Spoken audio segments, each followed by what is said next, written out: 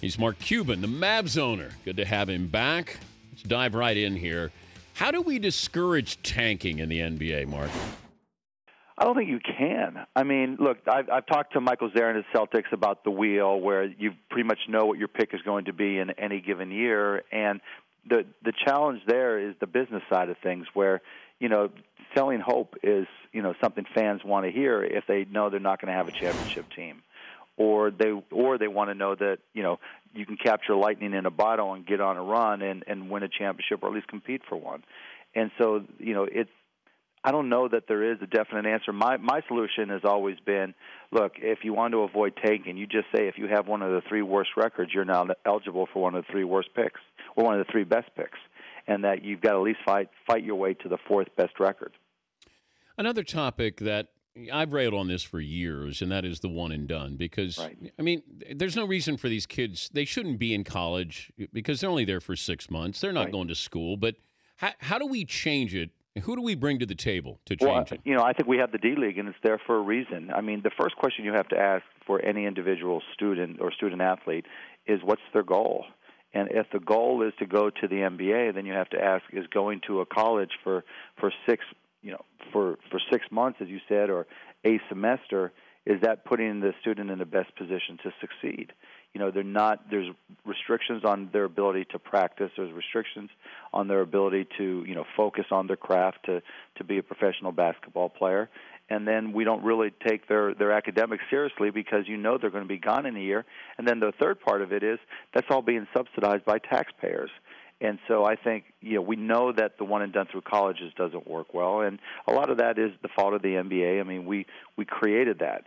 But on the flip side, now the D-League is becoming stronger. The competition's better. We've changed the rules that allows NBA players to go back and forth. And so I think sending them through the D-League and putting together programs that focus on them becoming better as professional basketball players, better as people, more mature, giving them life skills, we can focus on those things. And that will hopefully put them in a better position to go about their career and their lives. So they would come right out of high school to the D-League? Yeah, absolutely. I mean, I could even make an argument like they do in Europe that they could do it before they're out of high school. I don't think it would be popular. I don't think it'd pass. But right from high school, you go right to the D-League. If you're under the age of 21, then you have to take specific life skills classes. You have to take basic skills, personal finance, a variety of classes that we force you to undertake. And if you don't do those things, you don't get paid. But then you're going to be eligible for the draft when you become a certain age. No, I mean, you would be drafted and put, I haven't fleshed it all out, but we could either do it like they do in baseball where you'd be eligible at a certain age, mm-hmm. or we could say, look, a team drafts you. We add a third round to the draft. A team drafts you, and then you're a Mavs player playing at the Texas Legends in the D-League until you're ready to be called up. He's Mavs owner Mark Cuban joining us, Dan Patrick Show. Has Adam Silver fined you yet? No, not yet. I'm working on it, but he hasn't yet. But I give Adam a lot of credit. He's actually had a significant impact in just 2 months, whatever it is. A lot more than I think anybody expected. So he's gotten off to a great start. I'm excited for him. But the last time Stern, you haven't been fined though in a while. Oh no, I got one in for David before he left. I got $100K after they screwed up a game against the Clippers for us. They screwed up a game? Yeah, it was it was one of those where, okay, we should have made this call, but we did make the call. Sorry, it turned into a 6-point play at the end of a game and turned around the game. But when you say this, it's going to cost you $100,000. Every time, yeah. Look, other than the first few times, there's never been a time where I've been fined where I didn't know it was going to happen, and I had already planned how I was going to spin it. Last time you considered buying another team? Right. Was when? Not since the Rangers, Texas Rangers. I mean, I haven't. The difference now is that I have kids, and I mean, I'm actually missing Mavs games to go to plays and to basketball games and things like that never would have crossed my mind. Even when my kids were super young, they were still little blobs and didn't really cross my mind. But now that's all changed. You still stand by Dirk Nowitzki better than Larry Bird when it's all said and done? Different. I would say different because they were on different types of teams. Dirks had Jay Kidd as a Hall of Famer next to him. Larry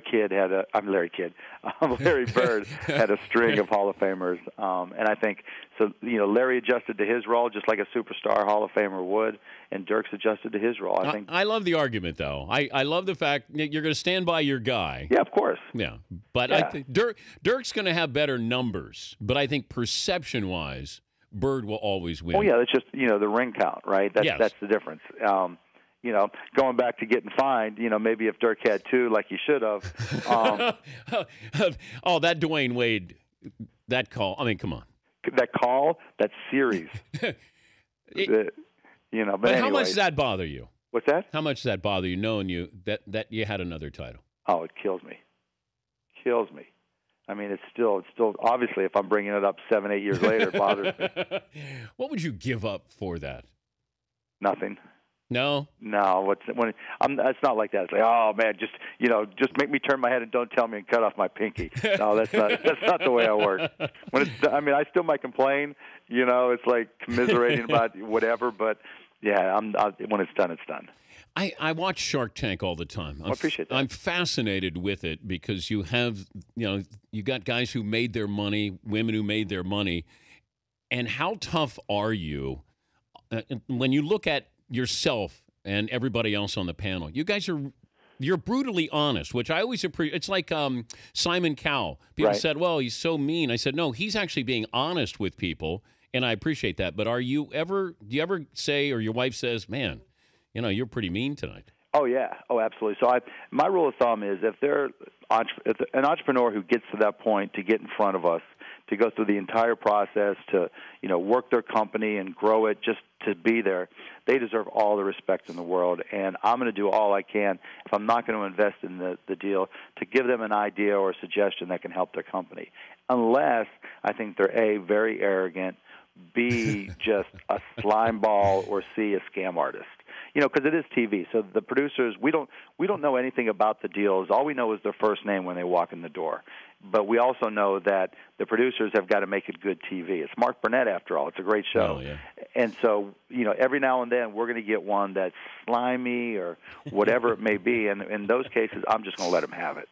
We had a deal where these two doctors came on and just tried to snow us with jargon. And, I stood up, walked up, and looked them in the eye and said, it's the worst pitch I've ever heard in my life. And they deserve to be, to take a little bit of grief. We've had other folks that came in with, the balance bracelets and this and that, and I'll nail them because it was a scam. But if it's not one of those situations, I'm going to be as supportive as I can. Would you have invested in a young Mark Cuban on Shark Tank? Probably not. Because being a blind entrepreneur like I was, where it was just go, go, go, grind, grind, grind, is a lot different than most of the successful deals that we see, because I wasn't really qualified or prepared to take on an investor. When you add an investor to a company, it really changes the tenor of the company, because you're not just accountable to yourself and your customers, and your employees. You're accountable to an investor, and that changes the game. And I don't think I would have had the patience, and I think that would have come across. And you got Cyberdust, which you can have it on your iPhone. Explain Cyberdust. Okay, so what Cyberdust is kind of, when we text now, those texts that we send to somebody, they can live forever. If you're in a relationship and you have a pet name, and then you're schmoopy, and your ex-girlfriend's got all your schmoopy texts and decides to keep them, that she can forward those. That can be digital footprint in your digital footprint forever. Examples like the Richie Incognito and Martin down in Miami, or A-Rod. All these things, came to fruition because their text took on a life of their own and lived on, and it was difficult to assess the context.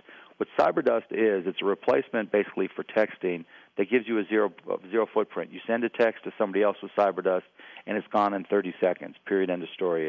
It disappears forever. And, I've had my experiences with the SEC where emails and texts and things that I've kept, that I understood the context, but when somebody else looked at them, there was no context, and they created their own. So I had one of my companies create an app called Cyberdust, and right now it's available on Apple. You can download it from the Apple Store, And it's really about keeping a zero footprint life. You just don't know how all those things you put out there are ever going to be used. And, with this app, you can protect yourself. Let's put it this way. If A-Rod would have had this app, he never would have gotten in trouble. The app is Cyberdust on iPhones. 2 words, CYBER space DUST. Good to visit with you. Safe travels. Thank you, Mark. Appreciate it, Dan. Thank you.